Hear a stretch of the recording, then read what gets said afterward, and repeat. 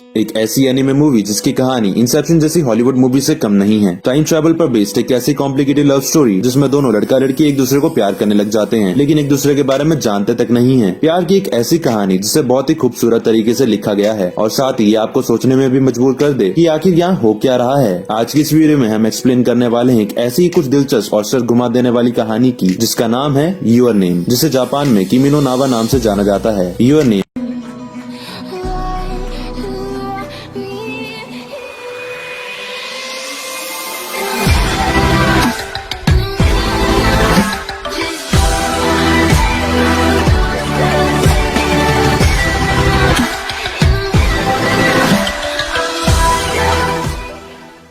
कहानी की शुरुआत में हम एक लड़की को सोते हुए देखते हैं जिसका नाम होता है मित्सुहा मियामिज़ु। वो जापान के एक छोटे से शहर इतोमोरी में अपनी दादी और अपनी छोटी बहन के साथ रहती है। वो अपने सपने में किसी लड़के को कह रही होती है, क्या तुम मुझे भूल गए? और अचानक उसकी नींद टूट जाती है। वो बड़ी हैरानी के साथ अपने चंगू मंगू को देख रही होती है और उन्हें दबाने लग जाती है। जी हाँ, मैं इन्हें चंगू मंगू कहता हूँ। तभी अचानक वहाँ पर उसकी छोटी बहन योत्सुहा मियामिज़ु आ जाती है और उसे देखकर गुस्से से कहती है, मित्सुहा तुम आखिर ये कर क्या रही हो? जल्दी करो, नाश्ता तैयार है। ऐसा कहकर वो वहाँ से चली जाती है। इसके बाद मित्सुहा आईने के सामने खड़ी हो जाती है और अपने कपड़े उतारकर अपनी बॉडी को बड़ी ही हैरानी के साथ देखते हुए चीख कर कहती है, क्या? इसके बाद सीन शिफ्ट होता है और हमें अगला दिन दिखाया जाता है जहाँ मित्सुहा ब्रेकफास्ट कर रही होती है। उसकी दादी और उसकी छोटी बहन उसे कहते हैं, मित्सुहा आज तुम कुछ ठीक लग रही हो, कल तुम बहुत ही अजीब बिहेव कर रही थी। ये सुन के मित्सुहा हैरान हो जाती है क्योंकि उसे ऐसा कुछ भी याद नहीं होता। तभी अचानक रेडियो में ट्रांसमिशन होने लगता है कि इस साल के इलेक्शंस अगले महीने की 30 तारीख को होने वाले हैं और साथ ही टीवी में भी एक न्यूज आ रही होती है कि एक धूमकेतु जो 1200 सालों में सिर्फ एक ही बार दिखता है वो इस महीने पृथ्वी से नंगी आंखों से दिख सकता है। इसके बाद सीन शिफ्ट होता है और मित्सुहा स्कूल जाने के लिए तैयार हो जाती है और अपनी छोटी बहन के साथ स्कूल की तरफ निकल जाती है। रास्ते में उसे अपने दो दोस्त तेशी और सायका मिलते हैं। सायका उसे कहती है, आज तो तुम ठीक से अपने बाल बनाकर आई हो। और तेशी उसे कहता है कि क्या तुम्हारी दादी जी ने तुम्हारे ऊपर से साय को भगा दिया? मित्सुहा को कुछ भी समझ नहीं आ रहा होता कि आखिर ये दोनों क्या कह रहे हैं। तभी वो एक जगह से गुजरते हैं जहाँ पर कोई आदमी भाषण दे रहा होता है। वो आने वाले इलेक्शन में मेयर के पद के लिए बतौर कैंडिडेट खड़ा हुआ होता है। वहीं रास्ते में मित्सुहा को अपने कुछ और क्लासमेट्स मिलते हैं जो उन्हें मेयर और मेयर के ठेकेदार कहकर चिढ़ा रहे होते हैं। ये सुनकर वो तीनों निराश हो जाते हैं और चुपचाप अपने स्कूल की तरफ निकल पड़ते हैं। तभी वो आदमी मित्सुहा को देखता है और गुस्से से उसे कहता है, मित्सुहा पीठ सीधी करके चलो। सभी लोग मित्सुहा को देखने लग जाते हैं और उसके क्लासमेट्स उस पर हंसने लगते हैं। ये देखकर मित्सुहा बहुत एम्बेरस हो जाती है और चुपचाप वहाँ से आगे निकल जाती है। वो दबी आवाज में कहती है, सबके सामने मेरी बेइज्जती क्यों करवाई? यहाँ पर मैं आपको बता दूं कि वो मेयर कैंडिडेट और कोई नहीं बल्कि मित्सुहा के पापा हैं। इसके बाद सीन शिफ्ट होता है और मित्सुहा अपनी क्लास में होती है। वो अपनी नोटबुक को बड़ी हैरानी के साथ देख रही होती है क्योंकि उसमें लिखा था, तुम कौन हो? उनकी टीचर उन्हें किसी मैजिक आवर के बारे में पढ़ा रही होती है कि शाम के समय जब ना तो दिन होता है और ना ही रात, उस समय हम वो देख सकते हैं जो हमारी दुनिया और हमारी मानव जाति के परे है। मित्सुहा अभी भी यही सोच रही होती है कि आखिर उसकी नोटबुक में ये किसने लिखा है। तभी अचानक उसकी टीचर उसे आवाज देती है। मित्सुहा डरते हुए एक झटके में अपनी सीट पर खड़ी हो जाती है। उसकी टीचर उसे कहती है, मित्सुहा तो आज तुम्हें अपना नाम याद है?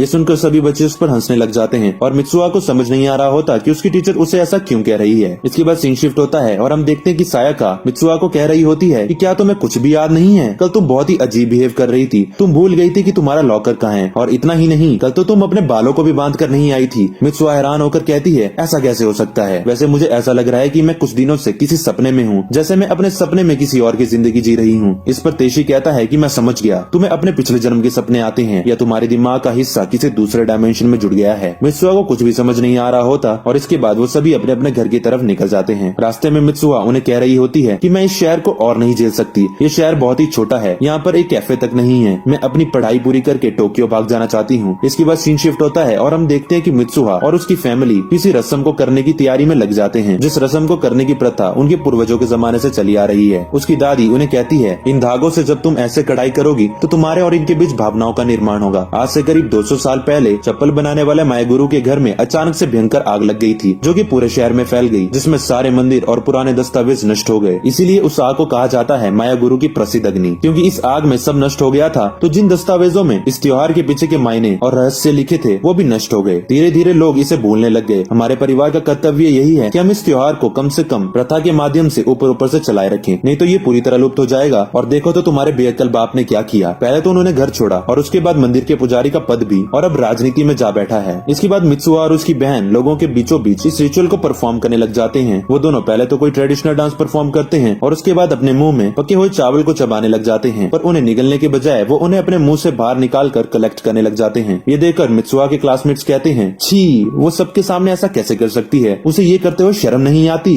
मित्सुहा को भी ये सुनाई दे जाता है और वो एम्बेरस हो जाती है। इसके बाद वो दोनों इन्हें कलेक्ट करके धागे के साथ अच्छे से सील कर देती है। बाद में जाकर ये लिक्विड अल्कोहल बन जाएगा, जिसे ये कुचिकामे साके कहते हैं। इसके बाद सीन शिफ्ट होता है और मित्सुहा और उसकी छोटी बहन कुचिकामे साके को लेकर अपने घर जा रहे होते हैं। मित्सुहा फ्रस्ट्रेट होकर चिल्लाते हुए कहती है, मुझे इस जगह से नफरत है, अपनी जिंदगी से भी नफरत है। अगले जन्म में मुझे किसी बड़े शहर का कोई खूबसूरत लड़का बनाना। इसके बाद अगली सुबह का सीन दिखाया जाता है, जहाँ हम एक लड़के को देखते हैं जो कि सो रहा होता है। वो अपनी नींद से उठता है और बड़ी हैरानी के साथ खुद को देखने लग जाता है। वो अपने प्राइवेट पार्ट को टच करता है और शॉक होकर एकदम डर जाता है। वो खुद को बड़ी हैरानी के साथ आईने में देख रहा होता है। तभी उसे किसी की आवाज आती है, ताकि तुम उठ गए। वो उसके पापा होते हैं। वो उसे कहते हैं खाना बनाकर स्कूल चले जाना, और फिर वो अपने काम पे चले जाते हैं। ताकि कहता है, ये तो बड़ा अजीब सपना है। तभी उसे सुकासा नाम के किसी लड़के का मैसेज आता है। ताकि कहता है, सुकासा, अब ये कौन है? जैसे ही वो अपने फ्लैट से बाहर निकलता है, वो अपने सामने अपनी टोक्यो सिटी को देखकर एकदम हैरान हो जाता है। इसके बाद वो फोन में मैप की मदद से अपने स्कूल पहुंचता है। उसे समझ नहीं आ रहा होता कि उसकी क्लासरूम कौन सी है। तभी पीछे से उसका वही दोस्त साकुसा फूजी, जिसने मैसेज किया था, उसे पकड़ लेता है और कहता है, आज तो तुमने आने में बड़ी देर कर दी, चलो लंच करते हैं। ताकि सुकासा और अपने एक और दोस्त शिंता ताकागी को कहता है कि मैं खो गया था, इसलिए मुझे आज आने में देर हो गई। वो दोनों उसे कहते हैं, भला ऐसे कैसे हो सकता है, चलो अब कैफे चलते हैं। कैफे का नाम सुनते ही ताकि तो जैसे खुशी से पागल ही हो जाता है। कैफे में मेन्यू कार्ड पर रेट्स पढ़कर वो कहता है, इतने में तो मेरे घर का पूरा राशन आ जाएगा। जिस पर उसके दोस्त उसे कहते हैं, तुम क्या बाबा आदम के जमाने से हो? ताकि कहता है, मैं परेशान क्यों हो रहा हूँ, ये सब एक सपना ही तो है। उसके दोस्तों को कुछ समझ नहीं आ रहा होता कि आखिर क्या कह रहा है। इसके बाद ताकि बड़े ही चाव से डेजर्ट खाने लग जाता है। उसके दोस्त उसे कहते हैं, ताकि तुम्हें आज काम पे नहीं जाना? ताकि कहता है, हाँ, लेकिन तुम लोगों को पता है कि मैं काम कहाँ करता हूँ? ये सुनकर उसके दोस्त बड़ी हैरानी से कहते हैं, क्या? इसके बाद सीन शिफ्ट होता है और हम देखते हैं कि ताकि एक रेस्टोरेंट में एक वेटर का काम कर रहा होता है। वहाँ पर वो बहुत सी गड़बड़ करता है, जिस पर वहाँ के शेफ उस पर गुस्सा करने लग जाते हैं। ताकि फ्रस्ट्रेशन में कहता है, आखिर ये भयानक सपना कब खत्म होगा? इसके बाद एक कस्टमर ताकि से बहस करने लग जाता है। मामला बढ़ता देख वहाँ पर एक लड़की आ जाती है, जिसका नाम मिकी ओकुदेरा होता है। वो ताकि को वहाँ से जाने को कहती है और खुद उस कस्टमर से डील करती है। इसके बाद सीन शिफ्ट होता है और सभी रेस्टोरेंट की क्लोजिंग करके सफाई कर रहे होते हैं। मिस ओकुदेरा ताकि को कहती है, आज तुमने काफी गड़बड़ की, शुक्र है कि वक्त रहते सब ठीक हो गया। तभी एक लड़की ओकुदेरा को बताती है कि आपकी स्कर्ट पीछे से फटी हुई है। ओकुदेरा कहती है, ये तो ब्लेड से काटा गया है, जरूरी है उस घटिया कस्टमर के ही काम होंगे। ताकि उसका हाथ पकड़ के उसे एक रूम में ले जाता है और दरवाजा बंद कर देता है। वो उसे कहता है, अपनी स्कर्ट मुझे दीजिए। ये सुनते ही मिस ओकुदेरा डर जाती है और एम्बेरस हो जाती है। ताकि घबराते हुए कहता है, नहीं नहीं, मैं कुछ और सोचता हूँ, और वो उसे कुछ पहनने को देता है और उसकी स्कर्ट के फटे पार्ट को सिल देता है। मिस ओकुदेरा उसे कहती है, एक तो तुम्हें गुस्सा बहुत जल्दी आ जाता है, पर तुम आज बड़े अच्छे से पेश आए। तुम्हारा ये रूप मुझे पहली बार देखने को मिला, पता नहीं था तुम दिल के इतने अच्छे हो। इसके बाद सीन शिफ्ट होता है और हम ताकि को उसके घर में देखते हैं, जहाँ वो अपने मोबाइल को चेक कर रहा होता है, जिससे उसे अपने बारे में और भी कुछ बातें जानने को मिले। वो खुद के फोटोज को देखकर कहता है, ये सब कितना अच्छा है, काश मैं भी टोक्यो में रह पाती। तो अब तो आपको ये कंफर्म हो गया होगा कि ये ताकि नहीं बल्कि ताकि की बॉडी के अंदर मित्सुहा है। मित्सुहा को यही लग रहा होता है कि वो बस सपना देख रही है, जहाँ वो सपने के अंदर ताकि की जिंदगी जीती है। उसे ताकि के फोटोज के बीच में उस लड़की का फोटो भी मिलता है, जिसे देखकर वो कहती है, ओ, तो ये इस लड़की को पसंद करता है। इसके बाद वो उस लड़की को ताकि बन के कुछ मैसेज करती है और तभी उसे याद आता है कि उसकी नोटबुक में जिसने तुम कौन हो लिखा था, कहीं वो ताकि ही तो नहीं था। पर उसे लगता है कि ये तो सिर्फ सपना है, तो ऐसा कैसे हो सकता है। पर फिर भी वो एक मार्कर लेकर अपने हाथ में मित्सुहा लिखती है और सो जाती है। कहानी को आगे बढ़ाने से पहले मैं आपको कुछ कहना चाहता हूँ कि अगर आपने अभी तक हमारे चैनल को सब्सक्राइब नहीं किया है तो अभी वीडियो को पॉज करके सब्सक्राइब बटन दबाकर लाल से ग्रे कर दो, और साथ ही बेल आइकन को दबाना मत भूलना, क्योंकि हम ऐसी ही अलग अलग तरह की एनिमे एक्सप्लेनेशन वीडियोस लेके आते रहते हैं। अगली सुबह जब तागी उठता है तो वो अपने हाथ में मित्सुहा लिखा देखकर हैरान हो जाता है। वो अपने फोन में मिस ओकुदेरा को किए गए मैसेज देखकर दंग रह जाता है और कहता है कि आखिर ये चल क्या रहा है। इसके बाद उसके स्कूल का सीन दिखाया जाता है, जहाँ उसके दोस्त उससे कहते हैं कि तुम्हें आज अपने रेस्टोरेंट का पता तो याद है ना। ताकि को कुछ समझ नहीं आ रहा होता कि ये क्या कह रहे हैं, और वहाँ से वो अपने काम पर निकल जाता है। शिंता सुकासा को कहता है, आज तो ये पहले जैसा लग रहा है। सुकासा थोड़ा शर्माते हुए कहता है, कल वो ज्यादा क्यूट लग रहा था। उसकी बात सुनते ही शिंता उसे बड़ी हैरानी के साथ देखते हुए कहता है, क्या? इसके बाद हम ताकि को देखते हैं जो रेस्टोरेंट में एंटर होते ही अपने सामने अपने बाकी कलीग्स को बहुत गुस्से में खड़े देखता है। वो सभी उस पर इसलिए गुस्सा होते हैं क्योंकि वो सभी भी मिस ओकुदेरा को लाइक करते हैं और ताकी को गुस्से से कहते हैं, ताकी तो कल तुम मिस ओकुदेरा को उनके घर छोड़ने गए थे, तुम हमारा पत्ता काट रहे हो। ताकी को यह सुनकर विश्वास नहीं होता और उसे कुछ समझ नहीं आ रहा होता है कि भला ऐसा कैसे हो सकता है। तभी वहाँ पर मिस ओकुदेरा आ जाती है और ताकी को आंख मारकर अंदर चली जाती है। ये देखकर तो ताकी के जैसे होश ही उड़ जाते हैं और उसका मुंह तो शर्म के मारे पूरा लाल ही हो जाता है। वहीं दूसरी तरफ मित्सुहा भी अपनी नींद से उठती है और देखती है कि उसके हाथ में तो किसी ने बहुत कुछ लिख रखा होता है। तभी उसकी छोटी बहन वहाँ आती है और उसे गुस्से में कहती है, क्या हुआ, तुम आज कोई उटपटांग हरकत नहीं कर रही हो, फटाफट खाना खाने आओ। और वो वहाँ से चली जाती है। मित्सुहा का ये सुनकर शर्म के मारे मुंह लाल हो जाता है और मन में सोचने लग जाती है, कैसी उटपटांग हरकतें। इसके बाद जैसे ही वो अपने क्लासरूम एंटर करती है, सभी उसे बड़ी हैरानी के साथ देखकर उसके बारे में बातें करने लगते हैं। वो सायका को पूछती है कि सब लोग मुझे इस तरह से घूर क्यों रहे हैं, तो सायका इस पर कहती है, तुमने कल हरकतें ही कुछ ऐसी की थी। इसके बाद अगला दिन दिखाया जाता है जब मित्सुहा के शरीर के अंदर फिर से ताकी था। जब मित्सुहा यानी कि ताकी क्लासरूम में स्केचिंग कर रहा होता है, तब उसके क्लासमेट्स उसे देखकर उसके बारे में बातें करने लगते हैं। तो वो गुस्से में अपनी टांग से अपना स्केच पटक देता है। और अगले दिन जब मित्सुहा को पता चलता है कि उसने पिछले कल ऐसा कुछ किया था, तब वो हैरान हो जाती है क्योंकि उसे तो कुछ भी इस बारे में याद ही नहीं होता।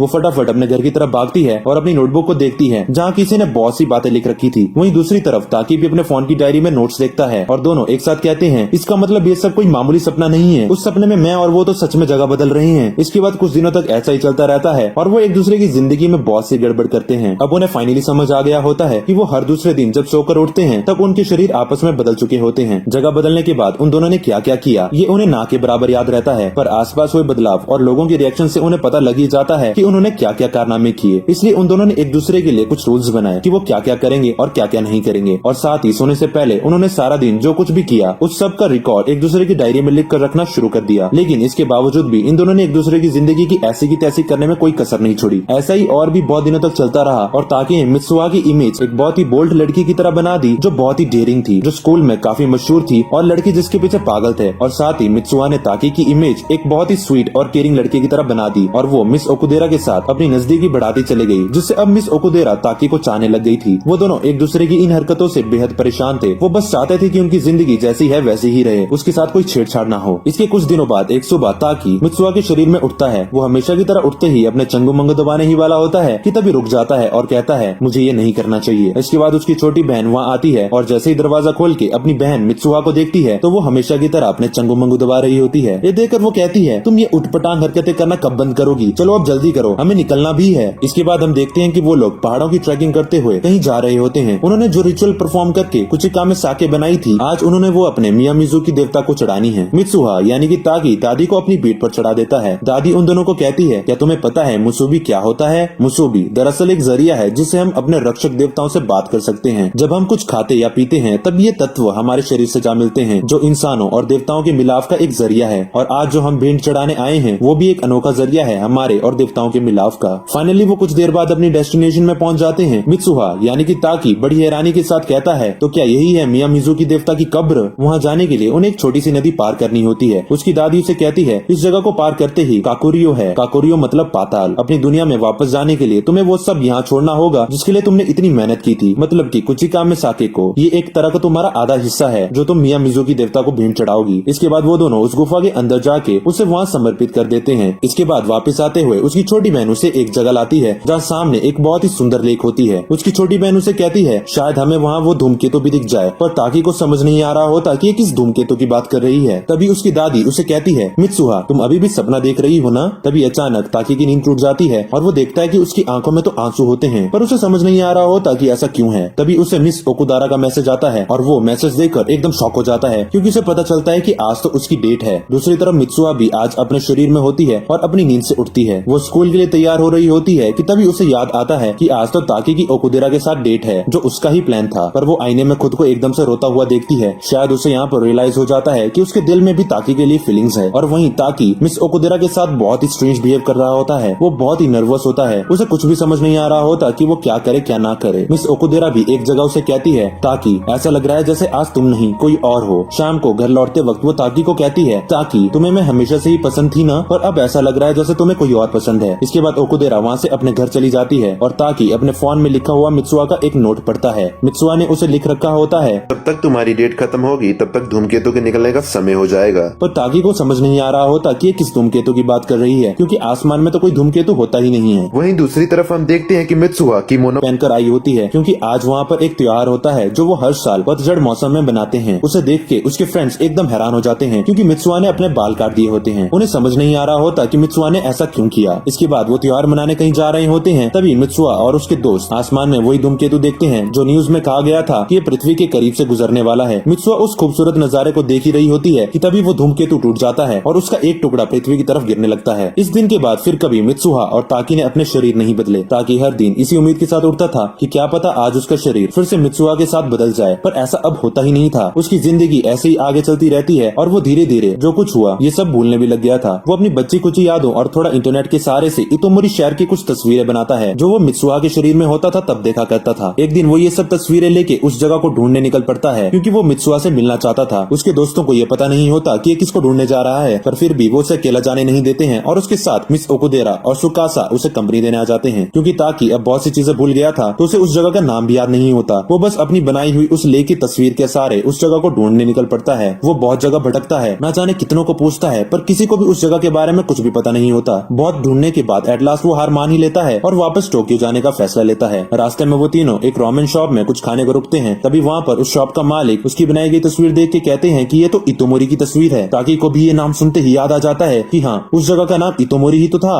वो उन्हें कहता है कि ये इतोमोरी शहर कहाँ है, जिस पर उस शॉप के मालिक निराश होकर उसे कहने ही वाले होते हैं कि इतोमोरी शहर तो। तभी उसके दोस्तों को भी कुछ याद आ जाता है और जोर से कहते हैं कि कहीं वहीं पर तो वो धूमकेतु नहीं गिरा था। इसके बाद सीन शिफ्ट होता है और हम देखते हैं कि वो सब उस जगह पहुंच जाते हैं। ताकि अपनी आंखों से वो खौफनाक दृश्य देखता है जहाँ हर तरफ सब कुछ कब का तबाह हो चुका था। वहाँ पर तो एक बहुत बड़ी झील के सिवाय कुछ नहीं होता और साथ ही धूमकेतु की वजह से वहाँ पर एक और छोटी झील बन गई थी। उसके दोस्त कहते हैं कि इसको पक्का कोई गलतफहमी हुई होगी। ताकि कहता है नहीं, ये वही जगह है, ये पहाड़, ये स्कूल का बगीचा, ये स्कूल की बिल्डिंग सब वही तो है। जिस पर उसका दोस्त सुकासा उसे कहता है पर ऐसा कैसे हो सकता है, तुम्हें 3 साल पहले की वो घटना याद तो होगी ही जिसमें सैकड़ों लोग धूमकेतु के गिरने की वजह से मारे गए थे। ताकि ये सुनते ही एकदम दंग रह जाता है क्योंकि वो कुछ दिन पहले ही तो मित्सुहा के शरीर में इस जगह पर था। वो घबराते हुए कहता है मर गई 3 साल पहले, ऐसा कैसे हो सकता है। वो अपने दोस्तों को अपना फोन बाहर निकाल कर मित्सुहा के द्वारा लिखे गए नोट्स दिखाने लगता है, पर वो देखता है कि वहाँ तो कुछ भी नहीं होता। उसे कुछ भी समझ नहीं आ रहा होता कि ये सब उसके साथ आखिर हुआ क्या। तो यहीं पर आ जाता है हमारी इस कहानी का दिमाग घुमा देने वाला इंटरवल और इसी के साथ हमारी आज की वीडियो यहीं पे खत्म हो जाती है। आई होप आपको आज की वीडियो में मजा आया होगा। मैं इस कहानी का पार्ट 2 और साथ ही इसकी कुछ थ्योरीज एंड एक्सप्लेनेशन जल्दी अगली वीडियो में लेकर आऊंगा, जिसकी लिंक आपको नीचे डिस्क्रिप्शन बॉक्स में जल्द ही मिल जाएगी। तो अगर आपको हमारी आज की वीडियो अच्छी लगी हो तो प्लीज वीडियो को लाइक करके अपने उन दोस्तों के साथ शेयर जरूर कर देना जो कि एनीमे देखना पसंद करते हैं या एनीमे देखना शुरू करना चाहते हैं।